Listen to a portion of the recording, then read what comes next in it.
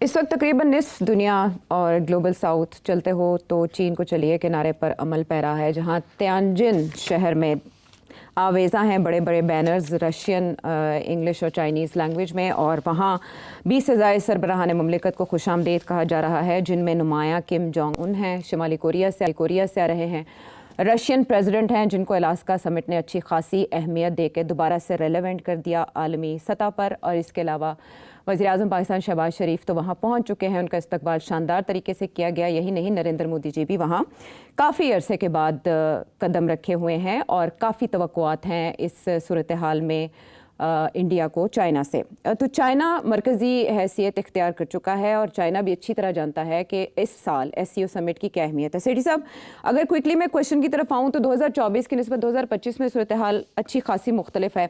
इस साल ये इजलास हो रहा है, यूक्रेन जंग जब अपने इंतहा को पहुँची है, टैक्स हो रहे हैं और ऐसे में अमरीका मुसालहत की कोशिश करवा चुका है, जंग ख़त्म करवाने की कोशिश कर चुका है। गज़ा में नस्लकुशी जारी है, जबकि साउथ एशिया में, एशिया पैसिफिक में सिक्योरिटी टेंशंस अपने अरूज पर हैं और ट्रंप की ट्रेड वॉर भी चल रही है। ये जितने मेंबर ममालिक हैं इनके कोई ना कोई शिकायत ज़रूर है वाशिंगटन से। तो ऐसे में आप क्या समझते हैं, ये 3 रोज़ा ना सिर्फ समिट बल्कि उसके बाद विक्ट्री डे भी, जिसमें हथियारों से ज़्यादा सबकी तवज्जो शुमाली कोरिया के रहनुमा पर होगी, रशियन प्रेसिडेंट पर होगी, तो क्या टेक अवेज होंगे अब की बार? आयशा, ये बड़ा इंटरेस्टिंग डेवलपमेंट है। इसकी 2-3 वजूहत हैं। पहली बात तो ये है कि पिछले साल लो की था।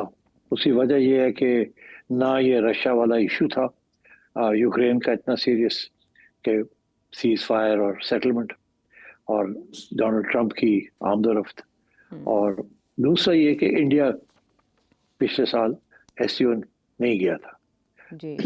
और इस साल सबसे आगे है वो वहाँ पहुँचने में। और तो और इस साल बहुत बड़ा इसको एक इवेंट बनाया जा रहा है जी। जिसकी वजह से जो तबसरे हो रहे हैं वो यही हो रहे हैं कि एक नया ग्लोबल ऑर्डर बनने जा रहा है और ये उसकी इब्तिदा है। और क्योंकि इंडिया ने भी ज्वाइन कर लिया है और अब बाकी सारी दुनिया जो है एक्सेप्ट फॉर द वेस्ट वहाँ पहुँच रही है। 20 हेड्स ऑफ स्टेट पहुँचे हुए हैं और सब प्रेसिडेंट्स, 2-3 प्राइम मिनिस्टर्स हैं, mostly presidents, and it's being built as the beginning of a new global world order, a multilateral global world order led by China. अच्छा, इसकी इम्कान तो थे मगर बहुत से इश्यूज थे। एक तो ये जैसे जिक्र किया कि बहुत से ममालिक जो हैं जो कि इसमें शिरकत कर रहे हैं, उनके आपस में इश्यूज चल रहे थे, लड़ाई झगड़े, डिफरेंसेस भी थे। दूसरा ये था कि ये कभी क्लियर ही नहीं था कि इसका मकसद क्या है SCO का।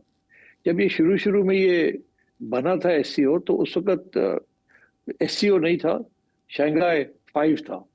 उसके अंदर रशिया, चाइना और 3 सेंट्रल एशियन स्टेट्स, और वो सिक्योरिटी इश्यूज के ऊपर थे बिकॉज उनके बॉर्डर्स लगते थे तीनों स्टेट्स के, रूस और चाइना के साथ, और सबके अपने बॉर्डर इश्यूज थे। तो शुरू तो ये उस तरीके से हुआ, मगर आहिस्ता आहिस्ता चाइना ने इसको बढ़ाते गए और अब इस लेवल पे ले आए हैं कि ऐसे लगता है कि ये नेटो एक तरफ और दूसरी तरफ SCO। मगर इसमें प्रॉब्लम ये आ रही है कि अभी तक इसका मिशन स्टेटमेंट समझ नहीं आ रहा कि इसका मिशन स्टेटमेंट क्या है। वो और चाइना की लीडरशिप जो है, चाइना चाहता क्या है इसके साथ। तो अब स्पेकुलेशन शुरू हो गई है, लोगों ने तबसरे करने शुरू कर दिए हैं कि ये SCO जितना मजबूत होगा उतना तजारत जो है वो डॉलर से हट के चाइनीज युआन में होगी। अभी ये खबर आई है कि इंडिया ने कह दिया है कि जी हमसे जिसने तजारत करनी है वो रुपए में तजारत करे। मुझे नहीं पता वेदर दिस इज करेक्ट और नॉट, हम डॉलर को नहीं एक्सेप्ट करते एंड सो ऑन। तो इस किस्म की बातें शुरू हो गई हैं।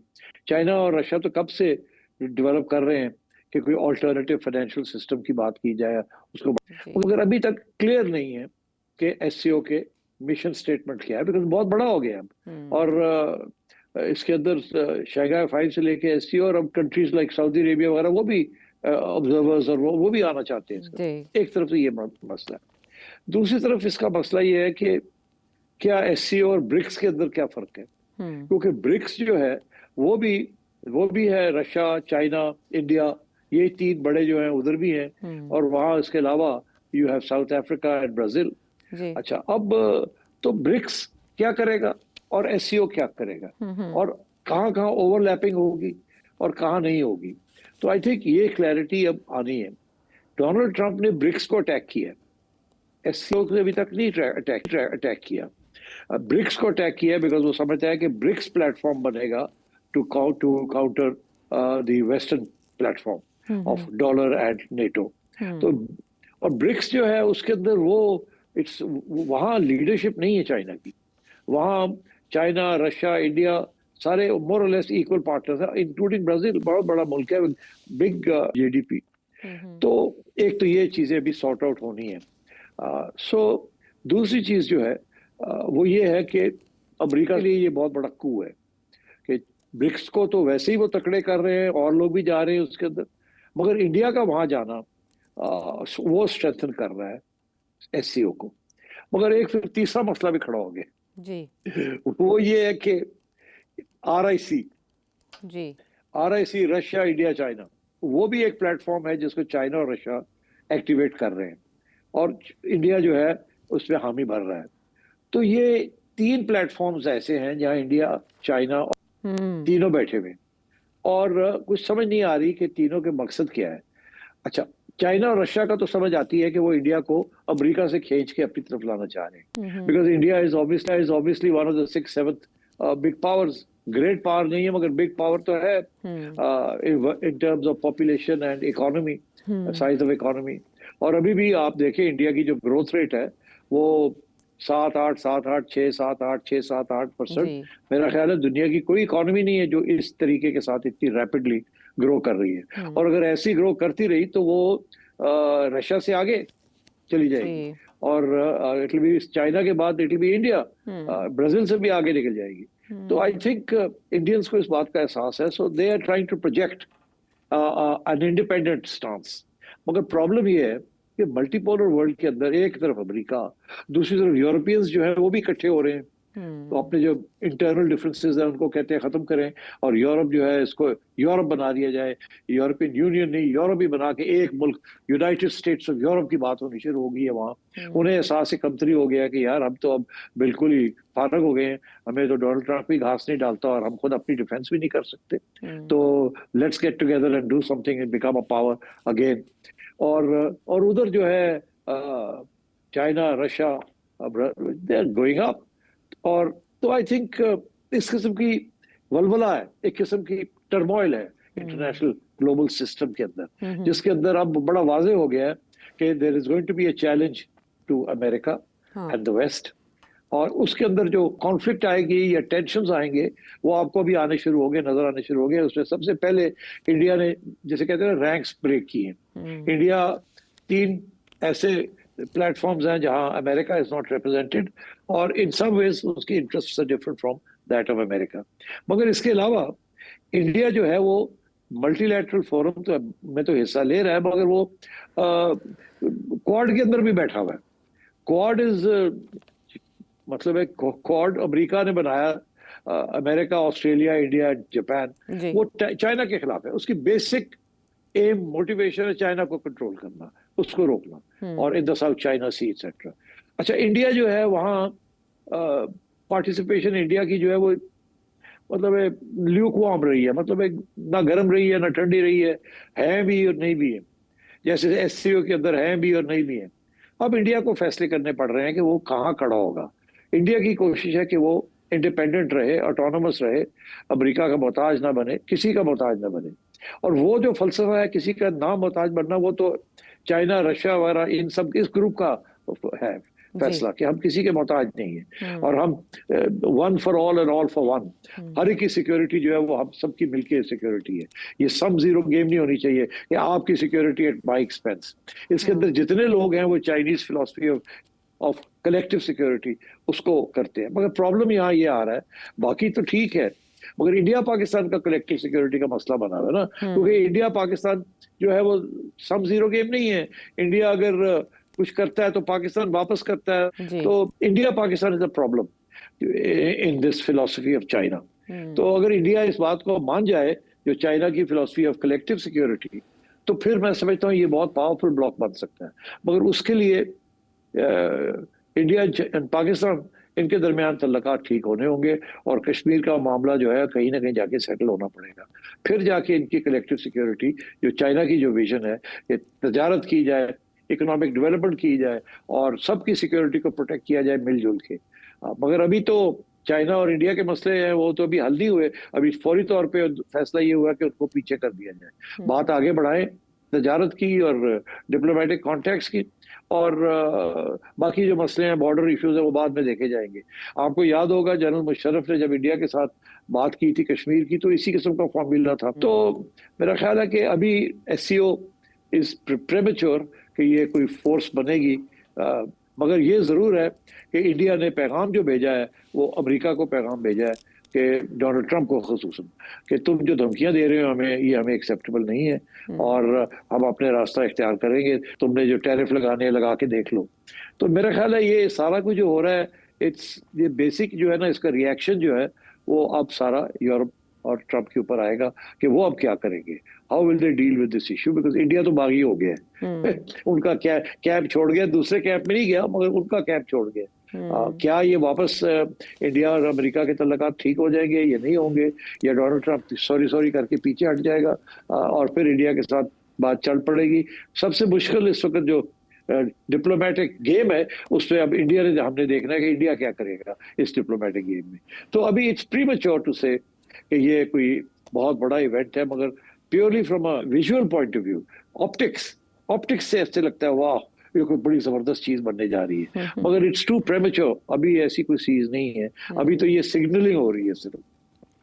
अच्छा, ये तो इंडिया के पॉइंट ऑफ व्यू से हुई, लेकिन ऐसे में चाइना ये भी साबित कर रहा है कि वो दोस्तों और दुश्मनों को एक मेज़ पर लाने की अहलियत रखता है। पॉपुलिस्ट रहनुमा भी आ रहे हैं, ऑटोक्रेट्स भी आ रहे हैं और सभी वहाँ इकट्ठे हो रहे हैं, और जहाँ सिग्नलिंग हो रही है वो भी आपने बताया कि कौन इसको बगौर देख रहा होगा। पीर को जब नरेंद्र मोदी शी जिनपिंग से मिल रहे होंगे तो जाहिर है डोनाल्ड ट्रंप उसके बाद अपना रद्द-ए-अमल भी दे सकते हैं इस पर। लेकिन सेठी साहब, मॉस्को के लिए इसमें क्या है समिट में? अलास्का के बाद रूस एक बार फिर से रेलेवेंट हुआ और उसके बाद अब जो उनके ऊपर पाबंदियां भी हैं वो तियानजिन में भी खातिर में नहीं लाई जाएंगी, एतराज़ नहीं किया जा सकता। बट एशियाई शराकतदार कितने अहम हैं मॉस्को के लिए? देखिए, ये मॉस्को के लिए तो इम्पोर्टेंट है ना कि इंडिया आ गया वहाँ, क्योंकि इस वक्त इंडिया के ऊपर प्रेशर है कि वो रूस के ऊपर प्रेशर डाले। तो इसलिए इंडिया का आना वहाँ ये मतलब है कि रूस की ये it's a victory for Russia, कि जी इंडिया जो है वो अमेरिका की बात नहीं मानेगा, तेल खरीदता रहेगा और तजारत करता रहेगा रूस के साथ। तो I think from the Russian point of view ये बहुत अहम है। मगर इसी तरीके के साथ रशिया और चाइना और इंडिया का जो RIC है, वहाँ भी कोशिश है इनकी कि वहाँ भी ये तीनों इकट्ठे हो जाए और कम से कम अपने जो जॉइंट इंटरेस्ट है अगेंस्ट अमेरिका वो करें। मगर देखिए ना, इंडिया की क्या प्रॉब्लम है SCO के अंदर, या ये SCO और ये ब्रिक्स के अंदर, पैलेस्टाइन, इजराइल। अब लोगों ने इजराइल को ठीक ठाक कंडेम किया, जेनोसाइड ये इंडिया ने नहीं किया। इंडिया ने अपने तल्लकात इजराइल के साथ बरकरार रखे। अगर किसी के तल्लकात हैं इजराइल के साथ outside the western world, it's India. बाकी सब जो है वो कंडेम कर रहे हैं, टर्की भी कर रहा है, वो भी कर रहा है, ये भी कर रहा है, मगर इंडिया जो है वो उसने अपना एक न्यूट्रल सा स्टांस लिया हुआ है। अब किस हद तक SCO के अंदर या ब्रिक्स के अंदर, जहां बाकी सारे कंडेम कर रहे हैं, तो क्या होगा? इश्यू ये है कि SCO के अंदर कोई ऐसे फैसले नहीं हो सकते जो यूनानिमस ना हो। तो अगर कल कोई SCO वाले फैसला करते हैं कि हमने कुछ स्टेटमेंट देना है इजराइल के ऊपर या पैलेस्टाइन के ऊपर, और उस स्टेटमेंट के अंदर इंडिया कहता नहीं हम नहीं इस पर साइन करेंगे, तो प्रॉब्लम बन जाता है ना। तो आई थिंक इंडिया का जाना भी इज अ गुड थिंग, और दरार डालना या पूरा उतरना ना वहाँ, उसका भी प्रॉब्लम हो सकता है। तो आई थिंक इंडिया की इस वक्त पोजीशन बड़ी एम्बिगुअस है। उनको मेरा ख्याल है इंडिया को खुद नहीं पता कि अब उन्होंने करना क्या है। अभी वो हाथ पैर मार रहे हैं और वो सिर्फ ये देख रहे हैं कि डोनाल्ड ट्रंप को हम ये किया है कि तू करके देख ले, हम जब हम हैं तो फिर ठीक है। वो इस किस्म की भी मेरा ख्याल है उनका फलसफा है। आई डोंट थिंक उन्होंने इसको सोचा डीपली। ये है मुमकिन है कि वो, क्योंकि अभी तक उनकी डिस्कशंस जारी हैं तजारत के बारे में, वो जो 25% जो पहला लगा है, नॉट द सेकंड 25%, तो उसके ऊपर अभी तक इनकी जो नेगोशिएशन है वो चल रही हैं। तो मेरा ख्याल है इंडिया जो है वो इस वक्त मुश्किल हालात में है। अब देखते हैं इंडिया कैसे बैलेंस करता है सब चीजों को। अच्छा, इससे पहले जब भी समिट हुए SCO के किसी भी लेवल के, चाहे फॉरेन सेक्रेटरीज लेवल के थे, और बात हुई गजा की, इसराइल की, तो इसराइल की मजम्मत से इंडिया बाज रहा, जैसे आपने हवाला दिया। रशिया यूक्रेन वॉर की बात हुई तो रशिया की मजम्मत इंडिया ने नहीं की। इसके अलावा पहलगाम अटैक, ये जुलाई में जब ये इजलास हुआ तो पहलगाम अटैक के ऊपर चाहता था इंडिया के पाकिस्तान की मजम्मत की जाए, नाम लेकर बाकायदा उसमें एलामिया में शामिल किया जाए, लेकिन इस पर इतफाक नहीं हो सका, तो जॉइंट स्टेटमेंट नहीं आई थी। अब सेठ साहब ये सब वहाँ पर इकट्ठे हुए हैं, तो जाहिर है ये एक मुतबादिल सिस्टम की बात करेंगे, जो आलमी बालादस्ती है या इजारादारी है उसकी टक्कर की बात करेंगे कि उसके मुतबादिल निज़ाम क्या हो सकता है, मुतबादिल रूट्स क्या हो सकते हैं, करेंसी क्या हो सकती है, किसी एक हिकमत अमली की तरफ जाएंगे। तो क्या समझते हैं आप कि जॉइंट स्टेटमेंट किस नौयत की आ सकती है? ये मुमालिक मिल बैठकर क्या एक फैसला कर सकते हैं जो सलामती से बढ़कर हो? डिलीवरेबल्स क्या हैं? नहीं, मेरा नहीं ख्याल ज्यादा आप तवक्को करेंगे कोई बहुत अर्थ शैटरिंग किस्म का स्टेटमेंट आएगा वहां से। जस्ट बिकॉज इंडिया वहां चला गया इसका ये मतलब नहीं है कि आप सारे यूनाइटेड हो गए हैं और बड़ा जबरदस्त किस्म का ब्लास्ट आने वाला है वहां से। मेरा नहीं ख्याल, बड़ा सोच समझ के वो स्टेटमेंट आएगा। इनकी कोशिश ये होगी कि सारे साइन ऑफ करें, कोई उस पर डिसएग्रीमेंट ना हो।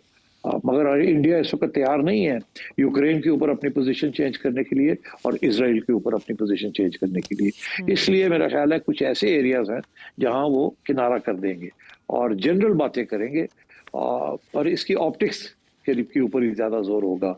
उधर ब्रिक्स के अंदर जो कि ज्यादा इकोनॉमिक फोरम, तो वहाँ ये हो सकता है कि वहाँ बिकॉज वहाँ Palestine and Ukraine is not important in BRICS. BRICS के अंदर इकोनॉमिक मैनेजमेंट, डॉलर को की करेंसी को चैलेंज करना, बैंकिंग सिस्टम को करना independent, that sort of economic independence is more important to BRICS. तो मेरा ख्याल है यहाँ ये अभी कोशिश होगी कि ये ओवरलैप ना हो, वो अपना काम करें, ये अपना काम करें।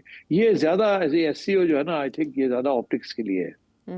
और ऐसे मौके पर हथियारों की नुमाइश, उसके लिए विक्ट्री डे का एहतमाम, इस मौके पर आलमी रहनुमाओं का मौजूद होना, ये क्या मैसेजिंग करेगा? नहीं, कोई खास मैसेजिंग नहीं है, बस वो ये कहना कि अब सारे आ ही गए हैं। इंडिया का जाना बड़ा इम्पोर्टेंट है, और चाइना के अंदर very big thing, and then of course victory parade, Korea के प्रेसिडेंट का आना।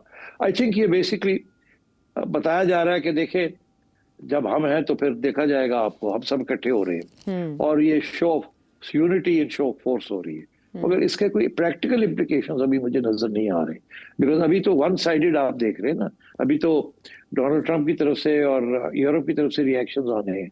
अभी मैं देख रहा था कि यूरोपियंस जो है वो टफ हो रहे हैं, वो कह ईरान को कह रहे हैं कि आप मान जाएं इंस्पेक्शंस और ये और वो। उधर ईरान जो है वो कहता है हम प्रोलिफरेशन ट्रीटी से बाहर निकलना चाहते हैं। इसका मतलब है वो तो ये धमकी दे रहे हैं कि हम बम बनाएंगे भी और टेस्ट भी करेंगे तो प्रोलिफरेट भी करेंगे। तो वहां भी तो टेंशन बढ़ती जा रही है between the west and Iran.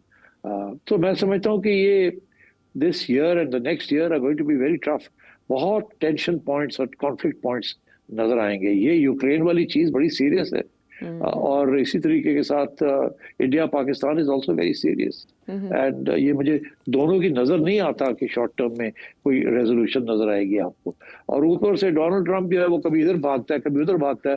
मेरा ख्याल है डोनाल्ड ट्रंप जो है ना, मुझे ऐसे लग रहा है कि दिन ब दिन वो ज्यादा इररिलेवेंट होता जाएगा, और ये उसका जो एजेंडा है वो फेल हो रहा है, वो कामयाब नहीं हो रहा। और इसका ये मतलब है कि वो अग्रेसिव और होता जाएगा। अब देखिए ना, डोमेस्टिकली डोनाल्ड ट्रंप पहले से कमजोर हो गए हैं। अब पहली दफा वहां की जो जुडिशरी है उसने कहा कि ये जो तुमने टैरिफ लगा रहे हो, तुम्हारे पास पावर ही नहीं है। जो आप कॉन्स्टिट्यूशन का हिस्सा शिक जो इस्तेमाल कर रहे हो वो आप नहीं इस्तेमाल कर सकते। ये जो इकोनॉमिक मेजर्स हैं ये तो कांग्रेस ही फैसला करती है, आप नहीं कर सकते एग्जीक्यूटिव ऑर्डर के जरिए। तो वहां एक कोर्ट ने तो रोक दिया है सारा, मगर उन्होंने स्टे ले ली है और अब सुप्रीम कोर्ट पे चला गया है। बड़ी इंटरेस्टिंग बात यह है कि ये जो कोर्ट था इसमें ज्यादातर जो थे वो उसमें मेरा 11 लोग थे, बेंच था जिसमें से सिर्फ 3 वो थे जो रिपब्लिकन्स ने लगाए थे। तो वहाँ डेमोक्रेट्स की जो मेजॉरिटी थी द जजेस, तो वो यही थी कि ये डोनाल्ड ट्रंप के और रिपब्लिकन्स के खिलाफ जाएगा। और सुप्रीम कोर्ट में 6 जजेस जो हैं वो तो डोनाल्ड ट्रंप और रिपब्लिकन्स के लगाए हुए हैं। अब देखना ये है कि सुप्रीम कोर्ट में क्या, इसके बारे में सुप्रीम कोर्ट क्या कहता है। ये बहुत इंपॉर्टेंट केस बनता जा रहा है। अगर सुप्रीम कोर्ट में ये फैसला आया कि डोनाल्ड ट्रंप ये काम जो कर रहे हैं ये इलीगल है, अनकॉन्स्टिट्यूशनल है और ये कांग्रेस का हक है, तो फिर सुप्रीम कोर्ट ये कह सकता है कि आप जाएं कांग्रेस के पास, वहां जाके कानून पास करें अपने आप को पावर्स देने के लिए, तो कर सकता है बिकॉज मेजोरिटी है। अब मगर वो जल्दी करना पड़ेगा बिकॉज मिड टर्म इलेक्शंस आ रहे हैं अगले साल, और अगले साल लाइकलीहुड यही है कि रिपब्लिकन जो है वो अपनी मेजोरिटी उनकी कांग्रेस के अंदर नहीं रहेगी, डेमोक्रेट्स की मेजोरिटी हो जाएगी। लग ऐसी रहा है जिस तरीके से डोनाल्ड ट्रंप जा रहा है। तो डोनाल्ड ट्रंप ने इंटरनेशनल ओपिनियन भी अपने खिलाफ किया हुआ है, यूरोपियन ओपिनियन भी अपने खिलाफ किया हुआ है, चाइना रशिया भी अपने खिलाफ किए हुए, अब इंडिया भी अपने खिलाफ कर लिया है।